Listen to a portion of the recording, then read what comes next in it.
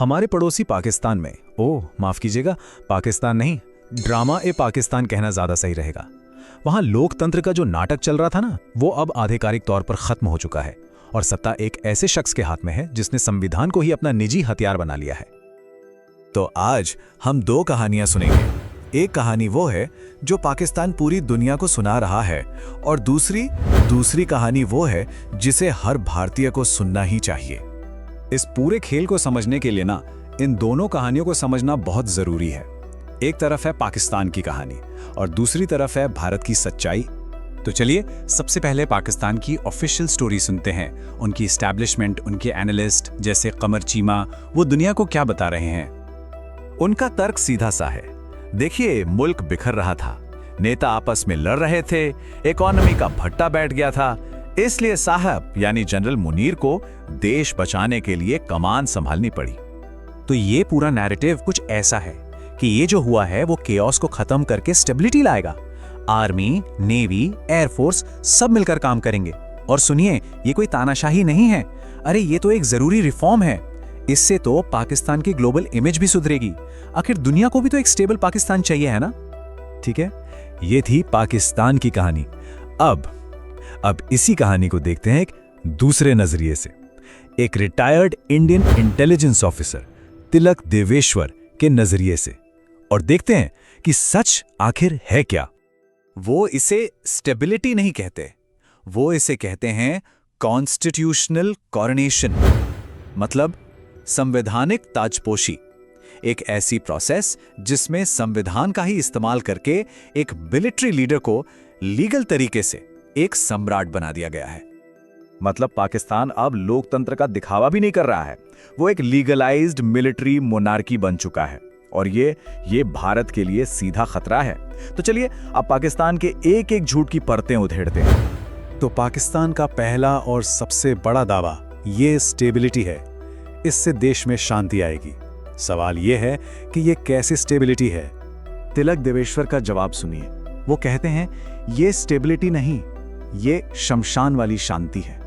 वो शांति जो हर आवाज को चुप कराने के बाद आती है, और इस शांति को लाने के लिए एक बहुत शातिर तरीका अपनाया गया। इसके लिए लाया गया 27वां कॉन्स्टिट्यूशनल अमेंडमेंट। अब ये क्या है? सीधे शब्दों में इस एक अमेंडमेंट से सुप्रीम कोर्ट की ताकत छीन ली गई। उसे कहा गया कि आर्मी से जुड़े मामलों से दूर रहो, मतलब जुडिशरी की आजादी पर सीधा खुला हमला। अब होता क्या है कि आर्मी के खिलाफ कोई भी केस एक स्पेशल कोर्ट में जाएगा और उस कोर्ट के जज कौन होंगे? जाहिर है आर्मी के वफादार। और सोचिए, देश का सबसे पॉपुलर लीडर इमरान खान, उसे 100 से ज्यादा केस में फंसाकर जेल में डाल दिया, दुनिया से उसका कांटेक्ट काट दिया, जुडिशरी को अपनी जेब में डाल लिया। इसके बाद जो खामोशी होती है ना, उसे ये लोग स्टेबिलिटी का नाम दे रहे हैं। असल में ये स्टेबिलिटी नहीं, ये डर है। अब आते हैं झूठ नंबर 2 पर। कहा जा रहा है कि ये जो CDF यानी चीफ ऑफ डिफेंस फोर्सेस का नया पद बनाया गया है, वो तो बस एक रिफॉर्म है तीनों सेनाओं में कोऑर्डिनेशन के लिए। लेकिन तिलक देवेश्वर इसकी असली कहानी बताते हैं। देखिए, पहले क्या था, आर्मी, नेवी, एयरफोर्स तीनों के चीफ लगभग बराबर थे। लेकिन अब इस नई स्ट्रक्चर में जनरल मुनीर बन गए हैं CDF, और नेवी और एयरफोर्स चीफ वो अब उनके मातहत, उनके सबऑर्डिनेट है। मतलब साफ है, पूरी की पूरी मिलिट्री का कंट्रोल अब एक आदमी के हाथ में है। और रुकिए, बात यहीं खत्म नहीं होती। पाकिस्तान की कुख्यात खुफिया एजेंसी ISI, साथ में मिलिट्री इंटेलिजेंस MI, और सबसे ज्यादा खतरनाक देश का पूरा न्यूक्लियर कमांड, ये सब कुछ अब सीधे एक शख्स के कंट्रोल में है। तो ये कोई सुधार या रिफॉर्म नहीं है, ये है पावर का टोटल सेंट्रलाइजेशन। देवेश्वर ये भी बताते हैं कि इतिहास में मुशर्रफ हो या जियाउल हक, किसी भी तानाशाह के पास इतनी सेंट्रलाइज्ड पावर नहीं थी जितनी आज जनरल मुनीर के पास है। और अब आते हैं झूठ नंबर 3 पर।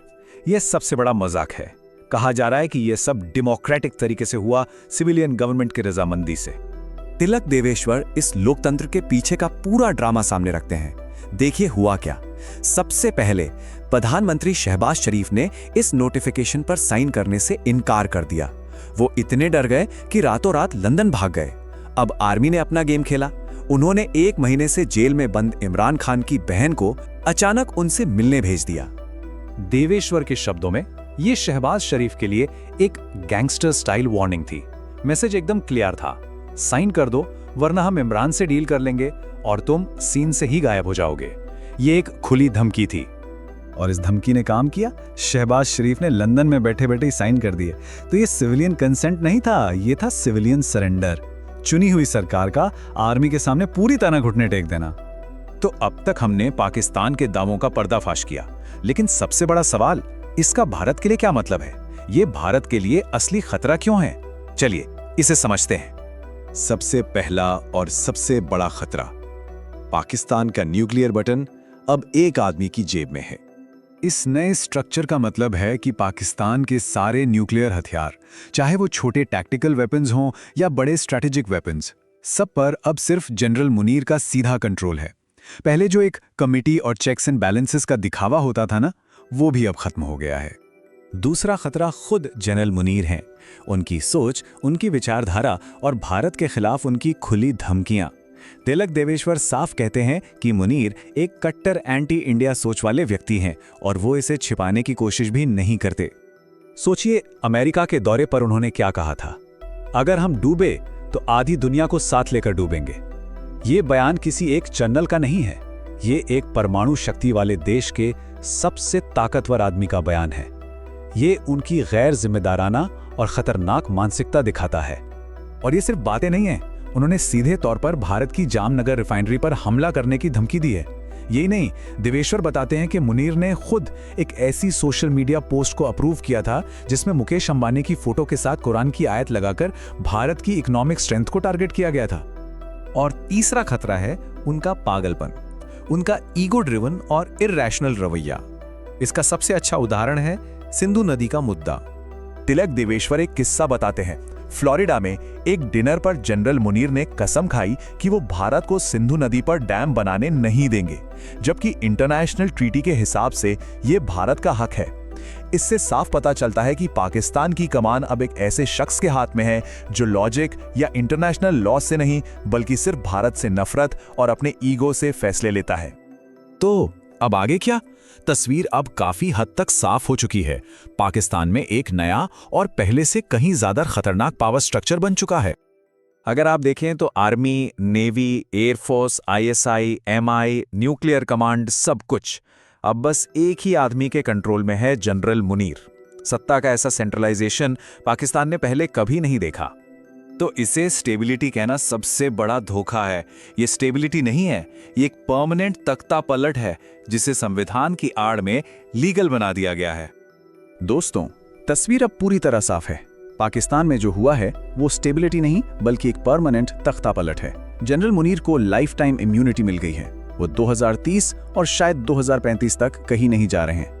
खतरा ये नहीं है कि पड़ोस में एक और तानाशाह आ गया है। खतरा ये है कि ये तानाशाह न्यूक्लियर है और उसकी नजरों में भारत सबसे बड़ा दुश्मन है। आपको क्या लगता है, क्या भारत को अब पाकिस्तान के साथ अपनी नीति में कोई बदलाव करना चाहिए? अपनी राय नीचे कमेंट्स में जरूर लिखें। अगर आपको लगता है कि हमने सच को सामने रखा है तो इस वीडियो को लाइक करें और भारत व्यू को सब्सक्राइब करके बेल आइकन दबाएं। जय हिंद।